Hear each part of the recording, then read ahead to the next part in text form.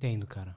A questão da gordura no corpo, seja visceral, seja... como fala o outro nome? Subcutâneo. Subcutâneo. Como isso afeta a gente, assim? O que isso afeta da nossa cognição? O que isso afeta do nosso corpo, metabolismo, enfim? Show. Bom, como eu disse, a célula de gordura faz muito mais do que só armazenar energia. Ela libera diversas citocinas inflamatórias, que são hormônios que causam repercussões fisiológicas. Uma dessas adipocitocinas, desses hormônios, é a leptina. A leptina, ela atua lá no seu hipotálamo, nos neurônios orexígenos. Ela inibe a fome. Esses neurônios são neuropeptídeo Y e GNA-GOLD. Eles sinalizam para você ter fome. Ela inibe essa reação nos seus neurônios. Ok, quando acontece essa inibição, eu tenho um aumento do sistema nervoso simpático. E eu aumento a liberação de catecolaminas, que aumenta a lipólise, que é a quebra de gordura. Então, olha só. A leptina é uma adipocitocina boa. Ela inibe a fome, aumenta a saciedade, aumenta a queima de gordura, né? A lipólise, que é um dos processos da queima de gordura. Só que ela no obeso, ela é mais liberada, porque o obeso tem mais tecido adiposo, tem mais gordura, certo? Uhum. Porque é óbvio, se a leptina é liberada pelo tecido adiposo, o obeso ele tem mais leptina, então era para ele estar mais saciado e queimando mais gordura. Na verdade, não queimando mais gordura, mas tendo uma lipólise maior. E por que isso não acontece? Por quê? Down regulation de receptor de leptina. É simples. Quando você libera, por exemplo, 10 leptinas por minuto e tem 10 receptores, tudo bem, vão se ligar. Agora, e quando eu libero 1000 leptinas e tenho 10 receptores? O seu corpo pensa, ele não precisa desse antirreceptor porque já tem muita leptina. Down regulation de receptor de leptina. E aí o que acontece? A leptina não faz a sua ligação no hipotálamo e não dá as cascatas que ela precisaria. Ela não funciona como deveria. Resistência à leptina. E o que faz ela funcionar do jeito que deveria? Ela ligar ao seu receptor. Só que como você está com baixo receptor, ela não vai ligar. Você tem, por exemplo, outro fator também. Vamos lá. Um excesso de leptina dá um regulation de receptor. Eu diminuo os receptores. Beleza. Só que aí tem outra adipocitocina, que é o TNF-alfa, que inibe as cascatas de reações quando a leptina se liga ao seu receptor. Então, mesmo que você tenha essa ligação de receptor, ainda não vai funcionar como deveria devido a outra adipocitocina, que é o TNF-alfa. Ou seja, percebe que é uma bola de neve? Uhum. É basicamente você jogar contra você, né? O tecido adiposo, em maior quantidade, faz todas essas repercussões. Então, a leptina, para resumir, é uma adipocitocina ligada à fome, ao aumento ao aumento de saciedade e ao aumento do metabolismo de gordura, devido à lipólise. Quando eu tenho muita leptina, eu tenho um down regulation de receptor, ela não funciona como deveria. Uhum. Então, obviamente, o paciente ele não vai ter ali uma saciedade regulada. Então, E a metabolização de gordura também. A lipólise vai ficar prejudicada, que é a quebra de gordura. É só isso que regula a saciedade? Não, tem outros, por exemplo, a colicistoquinina. É outro hormônio liberado quando você consome alimentos ricos em gorduras boas, você tem essa liberação desse hormônio pelo intestino, que é a colicistoquinina, que também age nesses neurônios. Então, não é só a leptina, porém, o obeso vai ter essa resistência à leptina, então provavelmente ele vai ter mais fome durante o dia. Que interessante, cara. E daí, e como que ele regula isso? Emagrecendo. Sim, emagrecendo. Vamos lá. Para você... André, tem como recuperar os receptores, né? Porque teve um down regulation, as pessoas devem se perguntar isso. Sim, tem. Porém, o que acontece? Você precisa emagrecer. Então, é emagrecendo que você vai regular o seu eixo hormonal. E a leptina é um hormônio, a adipocitocina. Então, assim, esse é o primeiro passo. Foca no emagrecimento, tá? E quando a galera fala, mas beleza, eu quero emagrecer, mas eu não sei por onde começar, começa pelo básico, né? Fazer exercício, alimentação e tudo mais. E uma coisa interessante também é que fazer exercício melhora essa resposta à leptina também. E gera outros fatores, né, que as pessoas às vezes não entendem, que muita gente pensa que o emagrecimento, o exercício no emagrecimento é só para queimar caloria, e não é. A estratégia é gerar repercussões fisiológicas adaptativas. Por exemplo, o exercício ele aumenta as mitocôndrias. E as mitocôndrias são organelas que queimam gordura. É lá que você queima gordura, dentro da mitocôndria. O exercício faz biogênese mitocondrial, ou seja, aumento de mitocôndrias. Se eu tenho mais mitocôndrias, eu tenho mais capacidade de queimar gordura. Ou seja, se eu tenho mais... É o que o pessoal fala que é o metabolismo que acelera? É isso? Vamos lá. Na verdade, também, mas não é só por isso. Isso é um dos fatores. Mas como que o nosso corpo gasta energia durante o dia? O gasto energético total é provindo de 3 aspectos. Taxa metabólica basal, de 50% a 70%. Termogênese alimentar, 10%. E termogênese provindo da atividade física e exercício físico, 20% a 40%. Tá, nosso gasto energético se resume a isso. Beleza. O que é estratégico no emagrecimento? É aí que eu falo com a galera. É colocar o seu corpo para trabalhar ao seu favor. Aumenta a taxa metabólica basal. E como que eu faço para aumentar a taxa metabólica basal? Para quem não sabe, a taxa metabólica basal é a energia que o seu corpo gasta para te manter vivo. Para manter seu coração batendo, seu cérebro funcionando, é a energia vital que o seu corpo gasta. Até se você ficar deitado, ele vai gastar. Até se você ficar deitado, o seu corpo vai gastar energia. Seu coração tem que bater, seu cérebro tem que funcionar, enfim. Então, aumenta a taxa metabólica basal. Para você queimar mais energia, gastar mais energia em repouso até. E como que eu faço, André, para aumentar essa taxa metabólica basal? Primeiro fator, aumento de massa magra. Aumenta a massa magra. Hipertrofia muscular. Quando eu hipertrofio, o que acontece? A gente tem 2 tipos de hipertrofia. Dentro da hipertrofia muscular, a gente tem a hipertrofia sarcoplasmática e a miofibrilar. A hipertrofia miofibrilar é o aumento das fibras musculares. E a hipertrofia sarcoplasmática é o aumento de todos os produtos que envolvem o músculo. Por exemplo, biogênese mitocondrial, aumento de mitocôndrias. Aumento de capilares, que é a angiogênese. O aumento de capilares vai fazer você conseguir levar mais fluxo sanguíneo para o músculo. E quando você leva mais fluxo sanguíneo para o músculo, o que acontece? Eu tenho aumento de uma proteína chamada albumina, que ela é responsável por transportar a gordura, o ácido graxo, para a célula para ela ser oxidada. Eu tenho mais aporte de gordura na capacidade de circular também. Entende? Então, quanto mais músculo a gente vai criando, mais a nossa taxa metabólica basal fica maior. É isso? Exatamente. É isso? E mais, então, a gente pode... mais a gente emagrece sem... Sim. A questão é o seguinte. É colocar o seu corpo para trabalhar ao seu favor. Então, se eu aumento a massa magra, eu aumento o gasto energético parado. Só para me manter vivo. Taxa metabólica basal aumenta. Beleza. Só que, além disso, eu aumento a capacidade do meu corpo queimar gordura. Devido à angiogênese, biogênese mitocondrial. Então, eu preparo o meu corpo para queimar mais gordura, transformo o meu corpo em uma máquina de queimar gordura mesmo, ganhando massa muscular. Então, o primeiro passo para todo mundo que quer emagrecer é ganhar massa muscular. Interessante. Quer emagrecer? Ganha massa. Foca em ganhar massa.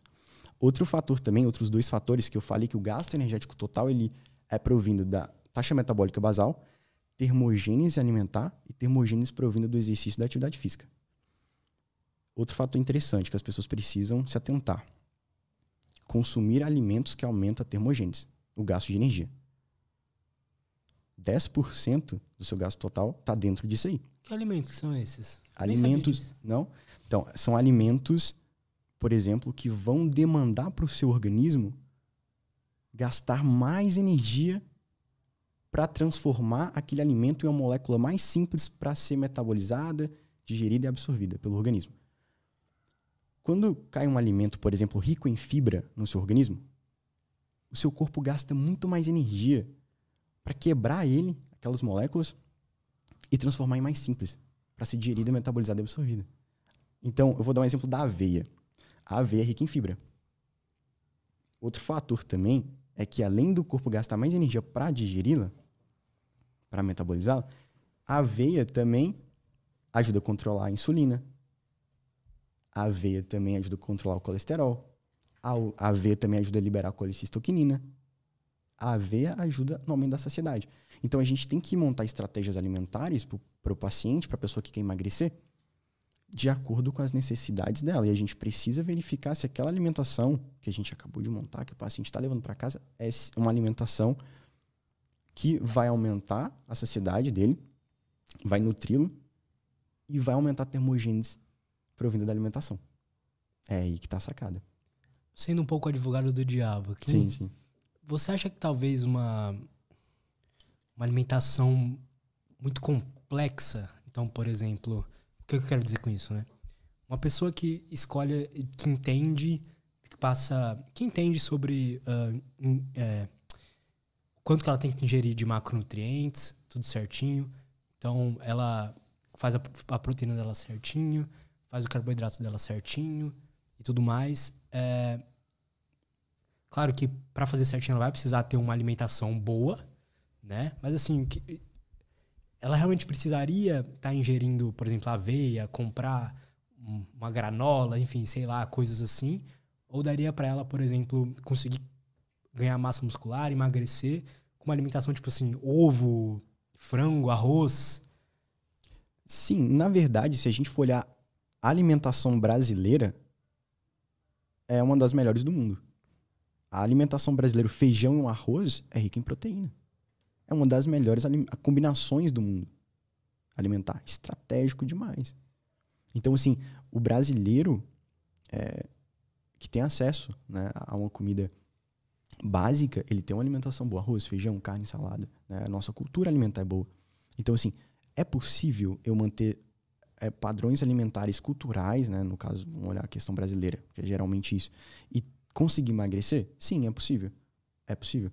Então, assim, eu preciso comprar aveia e tudo. Eu recomendo sempre você preferir alimentos in natura e minimamente processados, como aveia, frutas, legumes, tudo que é mais natural possível. Então, se você fazer só essa opção, cara, você já está muito acima da média em relação à saúde e você também vai estar colocando nutrientes para o seu organismo que vão beneficiar. Por quê? Alimentos in natura, que são alimentos mais saudáveis, no aspecto mais naturais possíveis, eles são ricos em fibras.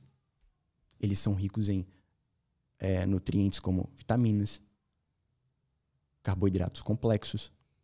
Então, assim, não tem segredo. Não tem segredo.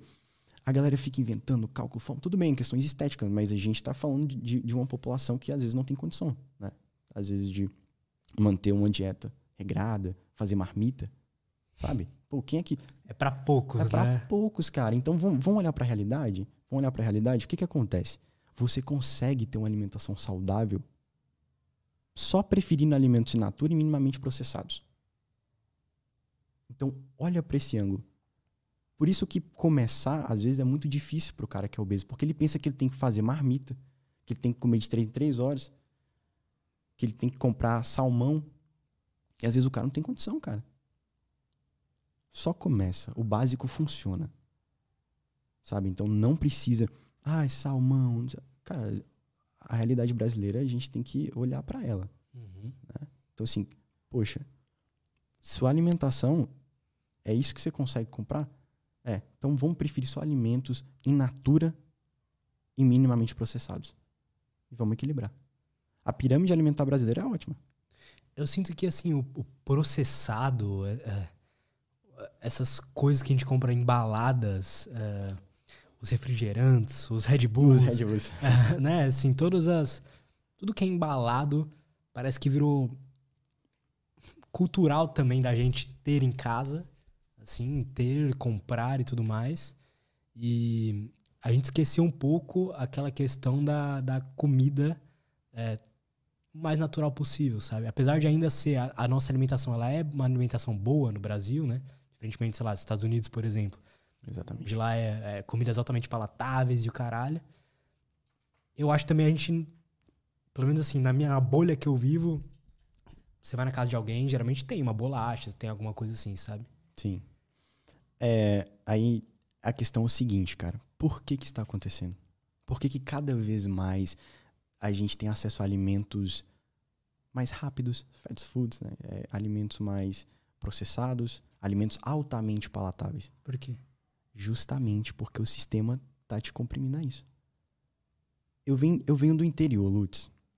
O interior... Conta lá de onde você vem. Cara, eu venho de uma cidade de 20 mil habitantes. 20 mil habitantes. Vale do Jequitinhonha. Um dos lugares mais pobres do Brasil. Fazer dieta pra mim foi muito fácil. Eu cresci comendo arroz e feijão. Entende? Então, assim, a galera pensa que... não, é muito difícil. Cara, é por isso que eu tô te falando que a alimentação brasileira é saudável, sabe? Então, assim, eu vim dessa cidade. Lá, não é essa correria que é aqui em São Paulo. Não é. E como eu viajo muito, eu tenho o costume de ver, né, como é a correria. E eu fico analisando, falo, cara, realmente todo esse sistema que eu olho aqui, coloca o cara na parede.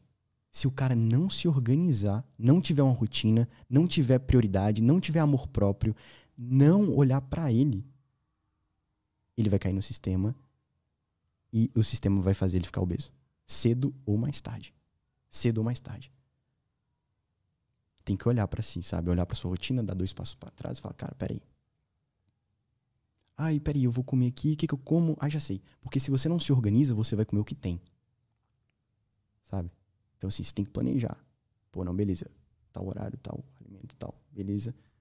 Encaixa na sua rotina. A realidade que você pode financeiramente. Enfim, né? Geográfica, tudo bem, mas adapta.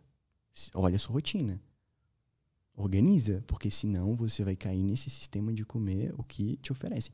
E é aquilo, Lutz. Se você não controla a sua vida, alguém vai controlar. Se você não controla a sua alimentação, o sistema controla. Pode ficar tranquilo.